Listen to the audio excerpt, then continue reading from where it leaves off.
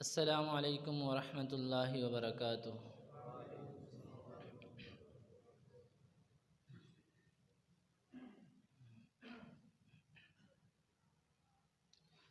ان الحمد للہ نحمده ونستعینه ونستغفره ونعوذ باللہ من شرور انفسنا ومن سیئات اعمالنا من يهده الله فلا مضل له ومن يضلل فلا هادي له وأشهد أن لا إله إلا الله وحده لا شريك له وأشهد أن محمدًا عبده ورسوله يا أيها الذين آمنوا اتقوا الله حق تقاته ولا تموتن إلا وأنتم مسلمون يا أيها الناس اتقوا ربكم الذي خلقكم من نفس واحدة وخلق منها زوجها وبث منهما رجالا كثيرا ونساء واتقوا الله الذي تساءلون به والأرحام إن الله كان عليكم رقيبا يا أيها الذين آمنوا اتقوا الله وقولوا قولا سديدا يصلح لكم أعمالكم ويغفر لكم ذنوبكم ومن يطع الله ورسوله فقد فاز فوزا عظيما أما بعد فإن خير الحديث كتاب الله وخير الهدي هدي محمد صلى الله عليه وسلم وشر الأمور محدثاتها وكل محدثة بدعة وكل بدعة ضلالة وكل ضلالة في النار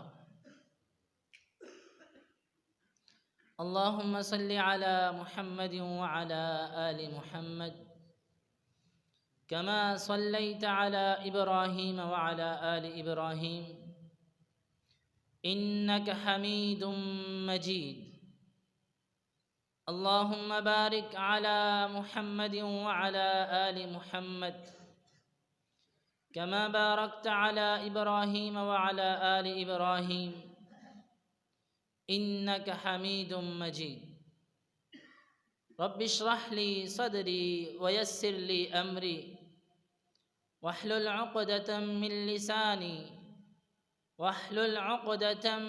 لساني يفقه قولي اللهم ربنا زدنا علما وفهما اللهم فقهنا في الدين اللهم إنا نسألك علما نافعا ورزقا طيبا وعملا متقبلا فيا أيها الناس قال الله تبارك وتعالى في كلامه المجيد أعوذ بالله من الشيطان الرجيم بسم الله الرحمن الرحيم قد أفلح من تزكى صدق اللہ العظیم۔ ہر قسم کی حمد و ثنا، کبریائی، بڑائی، وحدائی، یکتائی، تنہائی، بادشاہی، شہنشاہی ایک اللہ رب العالمین کی ذات کے لیے خاص ہے، جو ساری کائنات کا خالق و مالک ہے، رازق ہے، داتا ہے، گنج بخش ہے، حاجت روا ہے، مشکل کشا ہے۔ اس کے حکم کے بغیر دنیا کا کوئی ذرہ بھی حرکت میں نہ آئے۔ درود و سلام ہو سرتاج رسل امام الانبیاء، امام الشہداء، امام الصلحاء، امام الاولین، امام الآخرین، امام الحرمین، امام القبلتین، امامنا فی الدنیا و امامنا فی الآخرہ، احمد مجتبی جناب محمد رسول اللہ صلی اللہ علیہ وسلم کی ذات اقدس پر قابل صد احترام بزرگوں، جوان ساتھیوں، پھول جیسے ننھے منھے بچوں، ممتا سے لبریز اسلامی روحانی ماؤں بہنوں،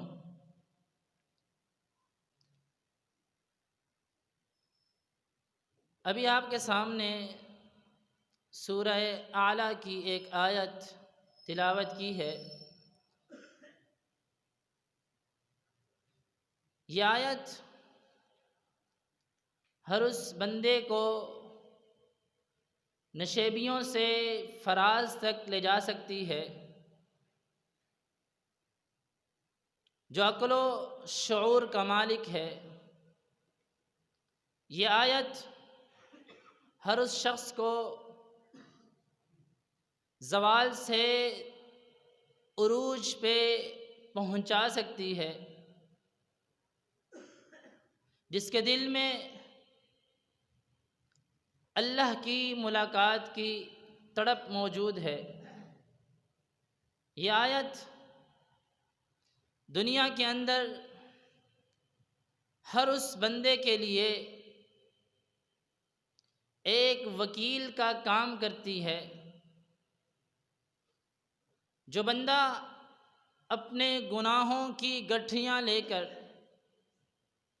رب کے حضور پیش ہوتا ہے اور اس خالق و مالک کو کہتا ہے کہ اللہ،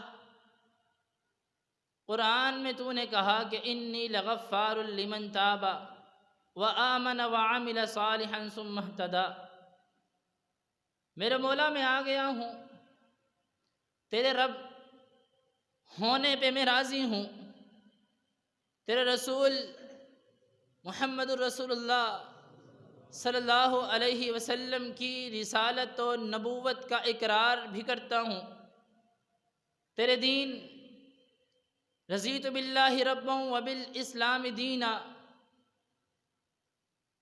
فقط اسلام کو ہی اپنا دین سمجھتا ہوں اور پوری زندگی اسی پہ کاربند، اسی کے مطابق اپنی زندگی بسر کرنا چاہتا ہوں۔ اللہ، یہ پستیوں سے میں کیسے نکلوں گا؟ میرے مولا، ان زوال سے عروج کا راستہ مجھے کیسے ملے گا؟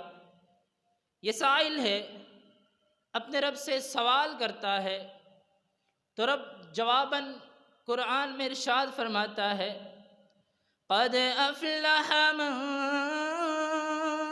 تزکا وذکر اسم ربہ فصلی۔ اگر تو دنیا کی کامیابیاں چاہ رہا، آخرت کی کامیابیاں چاہتا ہے، پھر میرے در پہ من تزکا۔ اللہ آنا کیسے ہے؟ اللہ نے کہا من تزکا، اپنے کانوں کا تزکیہ کر کے آنا ہے۔ اللہ کانوں کا تزکیہ کیسے؟ کہا ان السمع والبصر والفؤاد کل اولئک کان عنہ مسئولا۔ میرے بندے، اپنی سماعت کی ڈوریوں کو قرآن و سنت کے مطابق لگاتا، تیرے کان کا تزکیہ ہو جاتا۔ اللہ کان کا تزکیہ کیسے؟ کہا یا ایھا الانسان ما غرک بربک الکریم، اپنے رب کریم کو تو نے دھوکے میں ڈال دیا۔ تزکیہ کیسے ہو؟ اپنے رب کریم کی کریمی کو سمجھ، اور الذی خلقک فسواک فعدلک، اس کی جو علامات ہیں اس کو پہچان، اور پھر فی ای صورت ما شاء رکبک کے اپنا جو تیرا اعزاز ہے اس کو بھی سمجھ۔ پھر اللہ نے خلقت بیدی، جسے اپنے دونوں ہاتھوں سے بنایا ہو، جس کے کان اللہ نے اپنے دونوں ہاتھوں سے بنائے۔ آج یہی انسان اپنے رب کی نافرمانیوں میں تلا ہوا، اپنے رب کی ناشکریوں میں تلا ہوا، ان کانوں سے وہ اللہ کی نافرمان، اللہ کو ناراض کر دینے والی آوازوں کو سنتا ہے۔ اللہ نے کہا کہ میرے بندے، کانوں کا تزکیہ نہیں ہوا، پھر کامیاب کیسے کر دوں تجھے؟ کہا قد افلح من تزکا، اللہ جی کانوں کا تزکیہ کرنا چاہتا ہوں، کیسے کروں؟ کہا چاہتا ہے؟ جی چاہتا ہوں۔ پھر خیرکم من تعلم القرآن وعلم، قرآن کی نداؤں کو، قرآن کی صداؤں کو، قرآن کی آواز کو، قرآن کی پکار کو، قرآن کے الفاظ کو، قرآن کے انداز کو، قرآن کی آیات کو سمجھنا، پڑھنا، سننا شروع کر دے۔ دیکھ تیری روح کو چین کیسے ملے گا، تیری روح کو سکون کیسے ملے گا۔ اللہ کیسے؟ کہا الا بذکر اللہ تطمئن القلوب، لوگو اللہ کے ذکر قرآن مجید کے اندر ہی دلوں کو کیا پہنچتا ہے؟ سکون پہنچتا ہے، دلوں کو اطمینان ملتا ہے، دلوں کو تسلی ملتی ہے۔ جب دل تیرا درست ہو گیا، ان آوازوں کو اپنے کانوں کی سماعت کی ڈوریوں سے جو نے ٹکرایا، پھر اللہ نے کہا قد افلح، میرے بندے تو کیا ہو گیا؟ کامیاب ہو گیا۔ اگلے پوائنٹ پہ توجہ کیجیے، اللہ جی کامیاب ہونا چاہتا ہوں، کیسے ہو جاؤں؟ کہا ان السمع کے بعد تو بصارت پہ آ جا، والبصر قیامت کا دن ہوگا، اللہ تعالیٰ نے یہ جو آنکھیں عطا کی ہیں، اس نعمت کے بارے تجھ سے پوچھا جائے گا۔ اللہ نے تجھ سے پوچھنا ہے، سوال کرنا ہے کہ میرے بندے قرآن میں سورہ تکاثر نہیں پڑھ کے آیا تھا؟ اللہ جی پڑھ کے آیا تھا، اس میں آخری آیت توجہ سے نہیں سماعت کی تھی، سماعت کی تھی، ان آنکھوں سے دیکھا نہیں تھا، دیکھا تھا۔ اللہ جی کیا تھا؟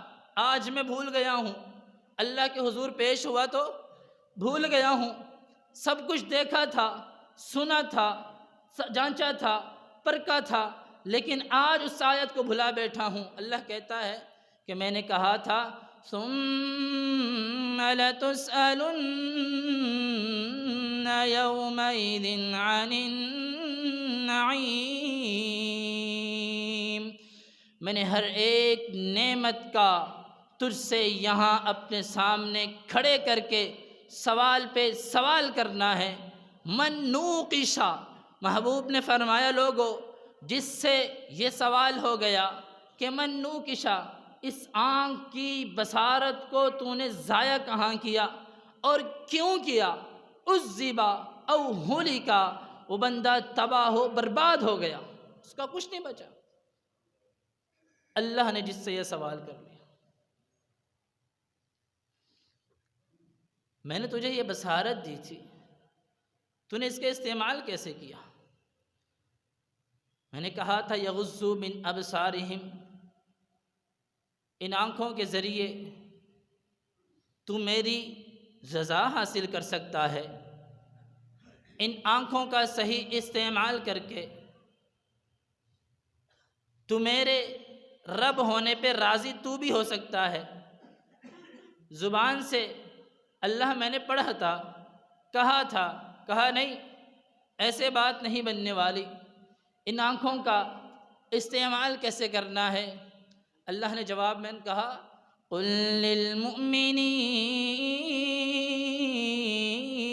للمؤمنین یغضوا من ابصارہم وقل للمؤمنات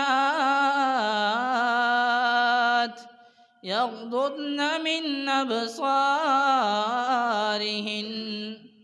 پہلے مومن مردوں سے کہہ دو، پہلے مومن مردوں سے کہہ دو کہ وہ اپنی نگاہوں کو ہمیشہ ہر اس شخص کے سامنے جھکا دیں جس شخص سے اللہ نے جھکانے کا کیا دیا ہے؟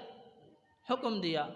اب مومنات سے بھی کہہ دو کہ یغضضن من ابصارہن، وہ بھی اپنی نگاہوں کو ہر اس شخص سے جھکا دیں جس پہ جھکانے کا میرے رب نے آرڈر جاری کیا ہے۔ جب اللہ میں نے یہ تیری دی ہوئی نعمت آنکھوں کا حق ادا کر دیا، ملے گا کیا؟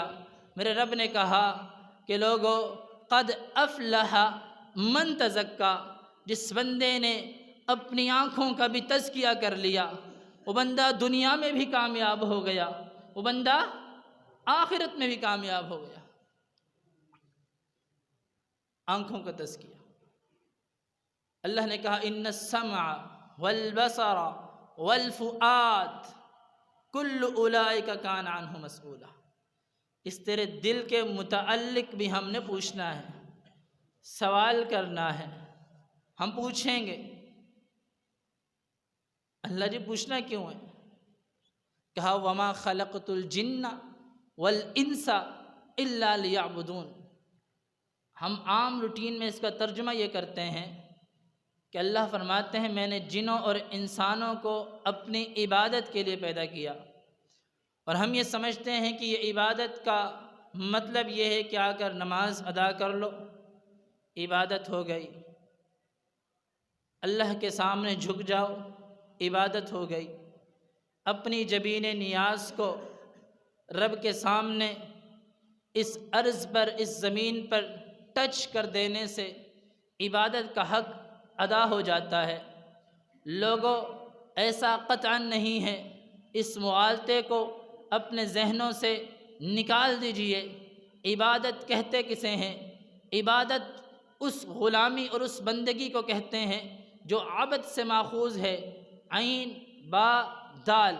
اس عبد کو عرب میں آپ چلے جائیں، وہاں وہ عبد اس کو کہتے ہیں جس کے وہ آقا اور مالک بن جاتے ہیں، اس غلام کو وہ عبد کہتے ہیں۔ جو غلام صبح اٹھنے سے لے کر اپنی آنکھ کو کھولنے سے لے کر رات سونے تک، اپنی آنکھ کے بند ہونے تک اپنے آقا کے ایک ایک حکم کا وہ منتظر رہتا ہے، وہ انتظار کرتا ہے کہ میرے آقا، میرا مالک، میرا سردار اب مجھے کیا حکم دیتا ہے، میرے آقا اب مجھے کیا کہنا چاہتے ہیں، اب میں نے کون سا کام کرنا ہے۔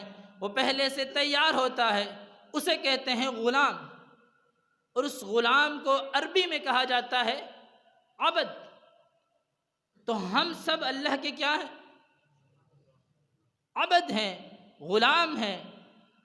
تو غلام یہاں حی علی الصلاح، حی علی الفلاح، جب اس کے کان کے تزکیے کی باری آئی تھی، اس وقت تو اس غلام نے کہا تھا اللہ اکبر، اللہ اکبر، سن تو رہا ہوں کہ اللہ سب سے بڑا، اللہ سب سے بڑا، لیکن مانتا نہیں ہوں۔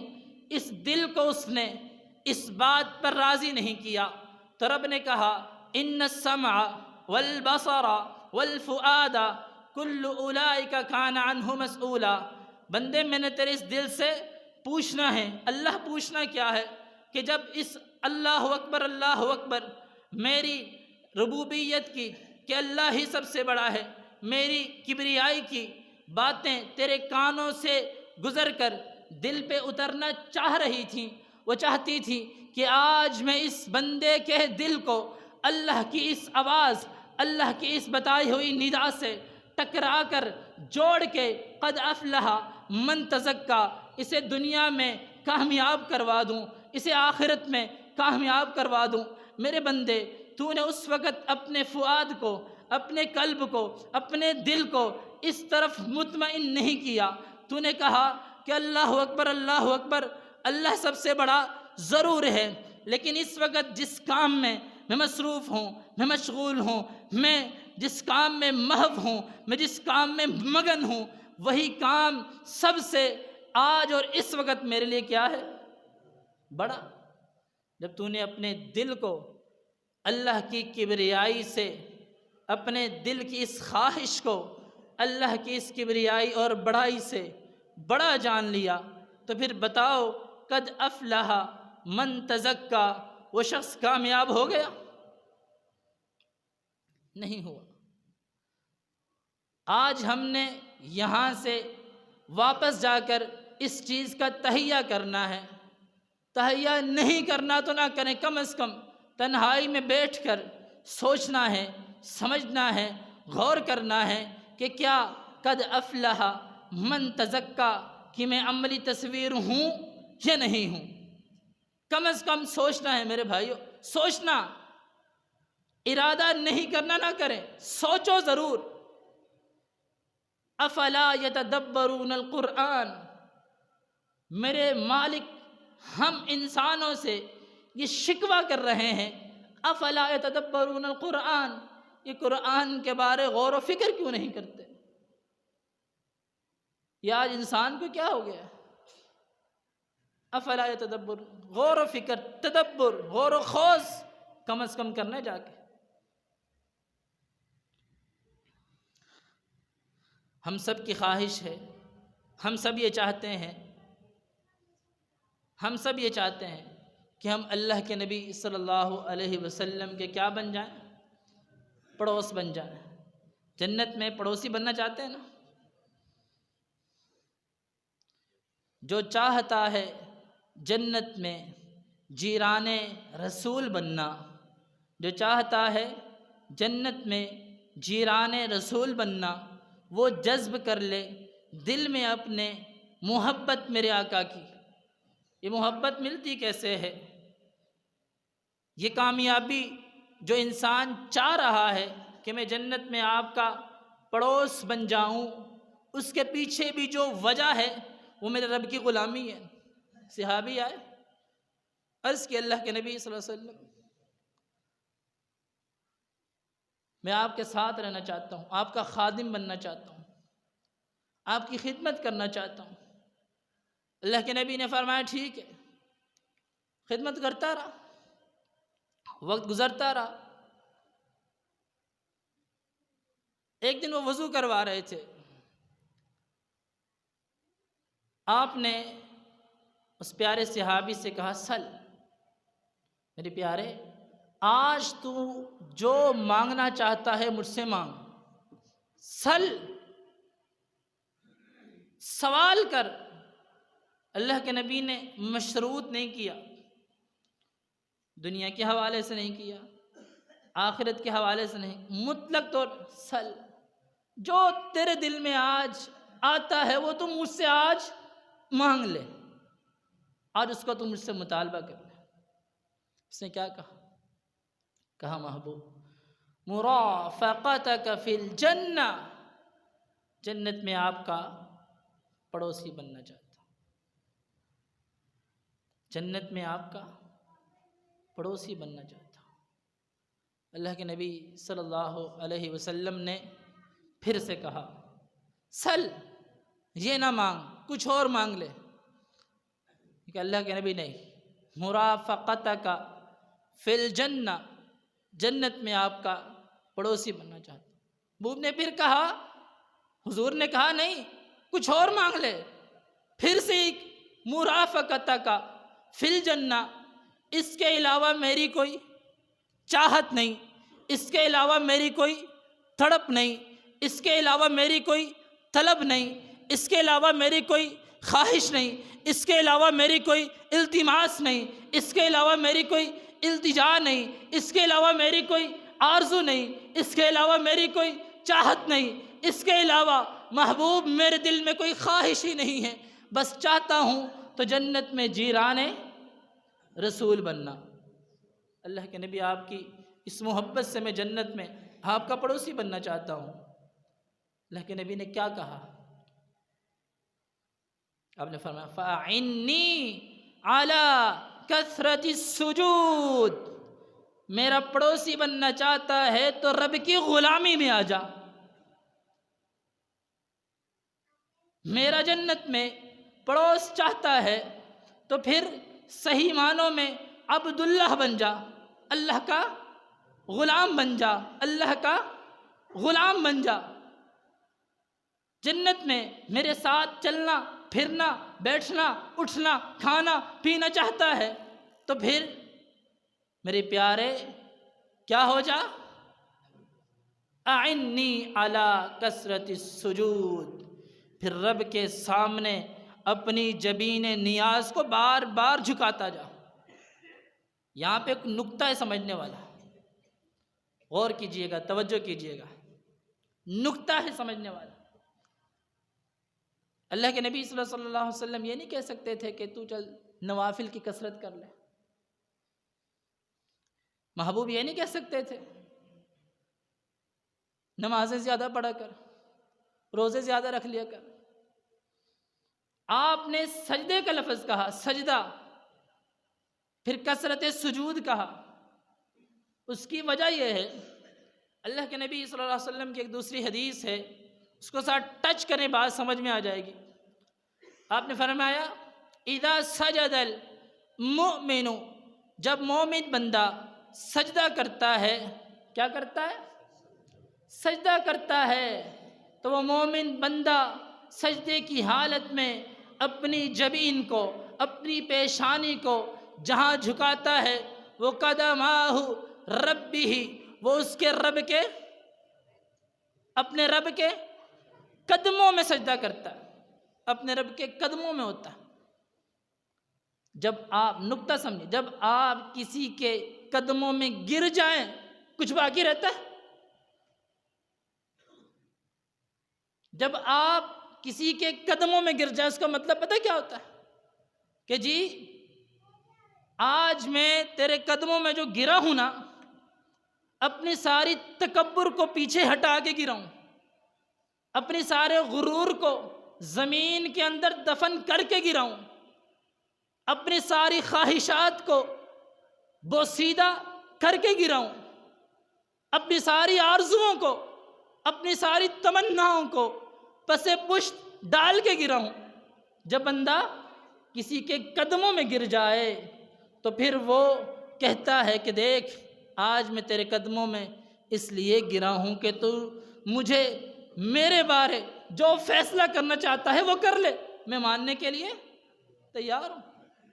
محبوب نے کہا ایسے ہو جا اگر میرا پڑوسی بننا چاہتا ہے۔ کیا کبھی ہم نے اس بات پہ غور کیا کہ میں جب مسجد میں آ کے عبادت کے معاملے میں اپنے رب کے سامنے جھک جاتا ہوں، اپنی جبین کو جھکاتا ہوں، اپنی پیشانی کو رب کے قدموں میں گرا دیتا ہوں، اتنا عاجز بن جاتا ہوں کہ جب میں مسجد سے باہر جاتا ہوں اللہم انی اسألک من فضلک، کہ اللہ کے فضل کا مطالبہ اور سوال کرتا ہوں، باہر جا کر میرے دنیا والوں سے معاملات کیا ہیں؟ کیا وہاں اللہ کا حکم نہیں چلے گا؟ آپ یہاں پہ اپنے رب سے وعدہ کر کے جا رہے ہیں، اللہ میں تیرے قدموں میں گر گیا ہوں، یہ میرا جو دل ہے یہ اب تیرا ہے۔ اللہ کے نبی کی حدیث نہیں، یا مقلب القلوب ثبت قلبی علی دینک، محبوب نے فرمایا جو دل ہے نا، دل، یہ دل ہمارے اللہ کے ہاتھوں میں، اللہ جہاں چاہے اسے گھما دے۔ اس لیے اللہ کے نبی ہر وقت یہ دعا کرتے تھے، یا مقلب القلوب، اے دلوں کو پھیرنے والے، یا مصرف القلوب، اے دلوں کو پھیرنے والے، ثبت قلبی علی دینک، اے اللہ میرے دل کو اپنے دین پہ، کوئی اور بات نہیں، اپنے دین پہ ثابت قدمی عطا کرنا۔ یہ دل سے پوچھا جائے گا کہ تو اللہ کا کتنا تھا اور شیطان کا کتنا تھا، پھر اس کے مطابق فیصلے ہوں گے۔ تو اب بتاؤ قد افلح من تزکا کی لسٹ میں وہ شخص آ سکتا ہے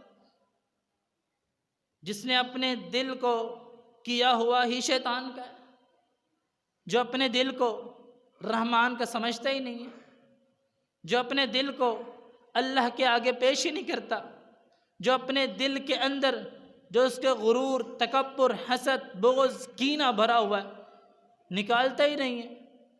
سجدے میں بھی آ رہا ہے تو اس بغض اور کینے کے ساتھ آ رہا ہے، اللہ کے سامنے جھکتا ہے تو اللہ کو یہ نہیں کہتا کہ اللہ، جب انسان، اللہ کے نبی صلی اللہ علیہ وسلم کی ایک اور حدیث یاد آتی ہے، آپ نے فرمایا سجدہ کرتے ایک اور دعائے سجدہ حالت میں کہتا اللہم انی لک سجدت، اللہ میں نے تیرے لیے کیا کیا، وبک آمنت، تجھ پہ کیا لے کیا، ولک اسلمت، یہ ہے وہ لفظ ولک اسلمت، اللہ میں تیرا فرما بردار بن گیا، خشع لک سمعی، اللہ میں اس کان کا تزکیہ کرنا چاہتا ہوں، میرے کانوں کی سماعت کو تو خشوع دے دے، یہ ایسے ہو جائیں کہ تیرے حکم کے سوا اس غیر شیطان کے حکم کو تسلیم ہی نہ کریں۔ وبصری، اللہ ان آنکھوں کو، ان آنکھوں کی بصارت کو میں تیرا کیا کرنا چاہتا ہوں؟ بولو، فرما بردار، فرما بردار۔ ومخی، اپنی ہڈیوں کی جو مخ ہے، اپنے دماغ، جو میرا دماغ ہے، اس کو بھی اللہ تیرے حکم کا تابع کرنا چاہتا ہوں۔ وعظمی، اپنی ان ہڈیوں کو اللہ تیرے حکم کا تابع دار بنانا چاہتا ہوں۔ یہ انسان سجدے کی حالت میں کہہ رہا ہے۔ جب باہر جاتا ہے تو نہ اسے اللہ کی فرما برداریاں یاد آتی ہیں، نہ اس کے سامنے اللہ کا قرآن ہوتا ہے، نہ اس کے سامنے محبوب کی حدیث ہوتی ہے، نہ اس کے سامنے اللہ تعالیٰ کے وہ احکامات جو قد افلح من تزکا، جو اسے کامیاب کرنا چاہتے ہیں، وہ دکھتے ہیں اسے دکھتی ہے تو اپنی اکڑ، اپنا غرور، اپنا تکبر، اپنا فخر۔ اس لیے چند دن قبل میں نے ایک حدیث سنائی، میں نے کہا اللہ کے نبی صلی اللہ علیہ وسلم نے لوگوں سے کہا، صحابہ سے کہا، صحابہ قیامت کے دن ان من ابغضکم الی منی مجلسا یوم القیامہ، قیامت کے دن میں جس بندے سے بہت زیادہ نفرت کروں گا، کافر سے نہیں، مومن بندے کی بات ہو رہی ہے، کہا جس مومن سے، جس مسلمان سے میں سب سے زیادہ نفرت کروں گا، وَأَبْعَدِكُم مِّنِّي مَجْلِسًا، اور اسے میری مجلس سے دور بٹھایا جائے گا۔ فرمایا وہ شخص ہوگا السرسارون، بہت زیادہ بولنے والا، جو اس زبان کا تزکیہ نہیں کرتا، المتشدقون، فحش گوئی گندی باتیں کرنے والا، جو اس زبان کا تزکیہ نہیں کرتا، المتفیہقون، اور تیسرے نمبر پہ تکبر کرنے والا۔ پہلے صحابہ کو المتفیہقون کی سمجھ نہیں آئی، سوال کیا محبوب یہ متفیہقون کیا ہے؟ فرمایا المتکبرون، جو کیا ہے؟ تکبر کرنے والا ہے۔ یہ تکبر سر کے بالوں سے لے کے پاؤں کے ناخن تک، یہ سارا حصہ اس کے اندر شامل ہو جاتا ہے، اس لیے محبوب نے اس کو سب سے آخر میں ذکر کیا، اس کی اہمیت کو صحابہ کے سامنے ذکر کیا، پہلے اس کا نام چینج کیا۔ سمجھ نہیں آئی کہ صحابہ پوچھے مجھ سے، صحابہ نے پوچھا تو آپ نے بتایا، اس کی اہمیت کو مزید اجاگر کیا کہ اس کی اس قدر مذمت اور قابل نفرت چیز ہے یہ۔ المتکبرون، تکبر کرنے والے۔ جب انسان اپنے دل کو اللہ کا متکبر نہیں بناتا بلکہ عاجز بناتا ہے تو پھر وہ قد افلح من تزکا کی لسٹ میں آ جاتا ہے۔ تو یہ قد افلح ہوتا کیسے ہے، کامیابیاں ملتی کیسے ہیں؟ اگلی آیت فرمایا وَذَكَرَ اسْمَ رَبِّهِ فَصَلَّى، اپنے رب کے نام کو یاد کرنا۔ رب کے نام کو یاد کیسے کیا جاتا ہے؟ قبر میں جب سوال ہوگا نا من رب کا، تیرا رب کون ہے، تو اسے جو اللہ نام یاد آئے گا نا، وہ اس کی پوری زندگی کا جو پیچھے کردار ہوگا وہ بولے گا، اس کی زبان نہیں بولے گی، اس کا وہ کردار بولے گا۔ یہ ہے وَذَكَرَ اسْمَ رَبِّهِ، جب اسے غمی کا موقع ملا اس نے اپنے رب کے نام کو سامنے رکھا کہ ہاں میرا رب یوں نہیں کہتا، میں اپنے رب کے نام کی توہین نہیں کر سکتا۔ اسے خوشی کا موقع ملا، اس نے رب کے نام کی توہین ہونے نہیں دی۔ یہ نام سامنے لٹکا دینے والے نام کی بات نہیں کر رہا، یہ نام جو اس دل کے تزکیے کا نام ہے، میں اس کی بات کر رہا ہوں۔ فصلہ، فرمایا کامیابی کی ایک ضمانت یہ بھی ہے کہ یہ انسان اللہ کے سامنے جھکتا ہے۔ اب جا کے نماز کا ذکر آیا، پہلے ساری چیزیں اس بندے کے اندر ہوں، وہ ہاتھ کان پاؤں کا تزکیہ کر کے آئے۔ جب انسان نماز پڑھنے آتا ہے وضو کر کے آتا ہے۔ اللہ کے نبی صلی اللہ علیہ وسلم کی حدیث نہیں، آپ نے فرمایا کہ ہاتھ دھوتا ہے تو ہاتھوں کے گناہ معاف، اس طرف مکمل اعضاء مختصراً۔ تو یہ کیا ہے کہ پہلے یہ بندہ اپنا تزکیہ کر کے اپنے آپ کو پاک صاف کر کے روحانی طور پہ بھی جسمانی طور پہ بھی پھر اللہ کے سامنے آتا ہے اور چاہتا ہے کہ قد افلح من تزکا، اللہ میں تزکیہ کر کے آ گیا ہوں، تو مجھے کیا کر دے؟ کامیاب کر دے۔ وَذَكَرَ اسْمَ رَبِّهِ فَصَلَّى، کہا یہ نماز پڑھتا ہے، نماز کی کامیابی کی ضمانت میرے رب نے 18ویں پارے میں سورہ مومنون کے اندر دی۔ کہا قد افلح المؤمنون الذين هم في صلاتهم خاشعون، وہ مومن کامیاب ہے جو اپنی نماز کے اندر خشوع و خضوع کرتا ہے۔ پتہ چلا نماز سے کیا ملتی ہے؟ کامیابی ملتی ہے، لیکن نماز بھی کیسے؟ سمجھ کر اسے نماز پڑھتے ہوئے یوں محسوس ہو کہ جب میں الحمدللہ رب العالمین کہتا ہوں تو عرشوں پہ وہ مالک کہتا ہے حمیدنی عبدی، اس میرے غلام نے میری تعریف کی ہے۔ جب میں الرحمن الرحیم کہتا ہوں تو مالک کہے مجدنی عبدی، اس بندے نے میری بزرگی بیان کی ہے۔ مالک یوم الدین کہوں اسنا علیہ عبدی عبدی عبدی عبدی، اللہ تو بار بار عبدی عبدی کیوں کہہ رہا؟ کہا تجھے سمجھانے کے لیے، بتانے کے لیے، تجھے تیرے دل میں اس بات کو پیوست کرنے کے لیے کہ تو میرا کیا ہے؟ بندہ ہے۔ تو میرا کیا ہے؟ غلام ہے۔ تو میرا کیا ہے؟ غلام ہے۔ لہٰذا اپنی اس ڈوریوں کو شیطان کے ہاتھ میں دینے کی بجائے رحمان کے ہاتھ میں دے، اور پھر قد افلح من تزکا، کامیابیوں کے زینے چڑھ جا۔ اللہ کامیاب کون؟ کیسے کامیابیاں ملے؟ کہا والذین هم عن اللغو معرضون، ساری قسم کی لغویات سے تو منہ پھیر لے، موڑ لے اپنی جسم کو، اپنی زبان کو، اپنے کانوں کو، اپنی آنکھوں کو، اپنے قدموں کو، اپنے ہاتھوں کو، اپنے دماغ کو، اپنے دل کو، ہر اس چیز کو جو تیرے رب کے سامنے تجھے قیامت کے دن شرمندہ کر دے، علی رؤوس الخلائق، ساری مخلوق کے سامنے تجھے شرمندگی پہ جس کے سبب اترنا پڑے، تو ہر اس چیز کو چھوڑ دے، معرضون ہو جا، اس سے اعراض کر لے، اس سے روگردانی کر لے، اس سے منہ پھیر لے، اس سے منہ موڑ لے۔ اللہ کامیاب ہونا چاہتا ہوں، قد افلح من تزکا کی لسٹ میں آنا چاہتا ہوں۔ اللہ نے کہا تو پھر سن، والذین هم للزکاة فاعلون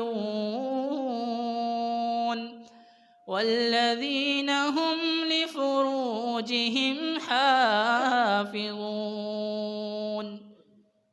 جب زکوٰۃ کا نصاب، اس کے نصاب کو تو پہنچ جائے، اس میں دیر نہ کر، تاخیر نہ کر۔ ہمارے سامنے ہم نے خود ان اپنی گناہ گار آنکھوں سے ایسے ایسے بندے دیکھے جو زکوٰۃ کا 1 روپیہ نہیں نکالتے تھے، ملوں کے مالک، رات کو سوئے ہوئے، صبح اٹھے ہیں تو ان کی ملوں کو پتہ نہیں کہاں سے آگ کا جھونکا ہے، آگ لگ گئی، ختم ہو گئی راتوں رات۔ اور اللہ نے اس کا قرآن میں بھی ذکر کیا۔ اللہ تعالیٰ نے فرمایا انما مثل الحیات الدنیا کماء انزلناہ من السماء فاختلط به نبات الارض، یہ دنیا کی زندگی کی چاہت اور اس کی زینتوں کو چاہنے والوں، جب اللہ کا عذاب آتا ہے فجعلناها حصیدا کأن لم تغن بالامس، تو وہ تمہاری ان زمینوں کو جائیدادوں کو، پراپرٹیز کو، تمہاری ملوں کو ایسے ختم کر دیتا ہے۔ اللہ نے خود کہا کأن لم تغن بالامس، گویا کہ کل یہاں کچھ تھا ہی نہیں، کل یہاں تھا ہی نہیں کچھ۔ ایسے اچانک سے آتے ہیں اللہ کے عذاب۔ تو جب اللہ کے عذاب آتے ہیں، پھر رونے کا، پھر دونے کا، پھر رب کے سامنے گڑ گڑانے کا، پھر اللہ کے سامنے آ جانے کا۔ جب عذاب ہی آ جائے پھر بندہ روئے پیٹے، اللہ اب مجھے واپس کر دے، میں نیک ہو جاتا ہوں۔ کیسے ہو جائے واپس؟ اللہ اب میں قد افلح من تزکا کی لسٹ میں آنا چاہتا ہوں۔ کیسے یار؟ اللہ اب میں قد افلح المؤمنون کی لسٹ میں آنا چاہتا ہوں۔ کیسے؟ صرف عذاب کی صورت یہ نہیں ہے، ایک عذاب کی صورت بندے کی موت بھی ہے۔ اللہ نے اس کا قرآن میں ذکر کیا، کہا یہ زکوٰۃ کے حوالے سے وَأَنفِقُوا مِمَّا رَزَقْنَاكُمْ مِن قَبْلِ أَن يَأْتِيَ أَحَدَكُمُ الْمَوْتُ۔ اور لوگوں، اس سے پہلے جو ہم نے تمہیں رزق دیا خرچ کر لو، اس سے پہلے ان یأتی احدکم الموت، کہ تم پہ کون سا عذاب نہ آ جائے؟ موت کا۔ آپ کے سامنے آپ نے بھی دیکھے ہوں گے، رات کو سوئیں صبح اٹھے ہی نہیں، موت کا کوئی پتہ ہے؟ دنیا کا ہر مذہب اسلام کی ہر چیز کا انکار کر سکتا ہے، اس کا انکار کوئی نہیں کر سکتا۔ یہ ایسا عذاب ہے، اگر یہ عذاب کی صورت میں آ جائے، اور اگر یہ رب کی محبت، رب کی ملاقات، رب سے ملنے کی صورت میں آ جائے، پھر تو کیا ہی بات ہے۔ محبوب نے فرمایا من احب لقاء اللہ احب اللہ لقاء۔ لوگوں، جو اللہ سے ملنا چاہتا ہے، اللہ سے ملنے کی تڑپ اور محبت رکھتا ہے، احب اللہ لقاء، میرا مالک بھی چاہتا ہے، وہ بھی محبت کرتا ہے میں بھی اس بندے سے جلدی جلدی ملوں۔ ومن کرہ لقاء اللہ کرہ اللہ لقاء، جو اللہ سے ملنا ہی نہیں چاہتا، جسے موت کی کوئی پرواہ ہی نہیں ہے، جسے موت کا کوئی خوف ہی نہیں ہے، جسے موت کا کوئی ڈر ہی نہیں ہے، کرہ اللہ لقاء، اللہ بھی چاہتا ہے کہ جا پھر تو، مجھے بھی تیری کوئی ضرورت نہیں ہے، جہاں جاتا ہے جا، کرہ اللہ لقاء۔ اللہ بھی ایسے بندے کو پسند نہیں کرتے۔ اللہ کہتے ہیں اس سے پہلے کہ موت آ جائے خرچ کر لے۔ والذین هم للزکاة فاعلون، جب تو خرچ کرے گا تو پھر قد افلح المؤمنون، قد افلح من تزکا، تجھے میں ان کی لسٹ میں شامل کر دوں گا۔ اللہ کامیاب ہونا چاہتا ہوں۔ قرآن میں اللہ نے کہا، ایک اور بات کو سن لے، بات کو مکمل کرتے ہیں۔ فرمایا والذین هم لفروجهم حافظون إلا على أزواجهم أو ما ملكت أيمانهم فإنهم غير ملومين۔ اپنی شرمگاہوں کی حفاظت کرنے والے بن جاؤ۔ قد افلح المؤمنون، میرے بندے میں تجھے کامیاب ترین لوگوں کی لسٹ میں شامل کر لوں گا۔ میرے بھائیوں، کامیابیوں کے زینے ہر بندہ چڑھنا چاہتا ہے، عروج کی بلندیوں کو ہر بندہ چھونا چاہتا ہے، زوال سے ہر بندہ نکلنا چاہتا ہے۔ ہر بندہ چاہتا ہے کہ اسے دنیا میں بھی خوشحالیاں ملیں اور اسے آخرت میں بھی کامیابیاں ملیں، لیکن کوئی بندہ یہ نہیں چاہتا کہ میں قد افلح من تزکا کی لسٹ میں شامل ہو جاؤں۔ تو آج ہم نے جب یہاں سے جانا ہے تو اس چیز کا تہیہ، عزم، مصمم ارادہ کر کے جانا ہے۔ اپنی زندگی کا یہ مقصد، پرپس بنانا ہے کہ ہم نے اس دنیا میں رہتے ہوئے قد افلح من تزکا، اللہ کے وہ کامیاب بندے جن کے بارے رب کہتا ہے من تزکا، اس نے تزکیہ کیا ہے، میں اسے ہی کامیاب کروں گا۔ آج ہم نے بھی اس بندے کی طرح بننا ہے، اس شخص کی طرح زندگی گزارنی ہے جس کے بارے رب نے قرآن میں یہ اعزازات دیے ہیں۔ اللہ رب العزت ہمیں سننے سنانے سے زیادہ عمل کرنے کی توفیق عطا فرمائے۔ اقول قولی ھذا استغفر اللہ لی ولکم ولسائر المسلمین وآخر دعوانا ان الحمد للہ رب العالمین۔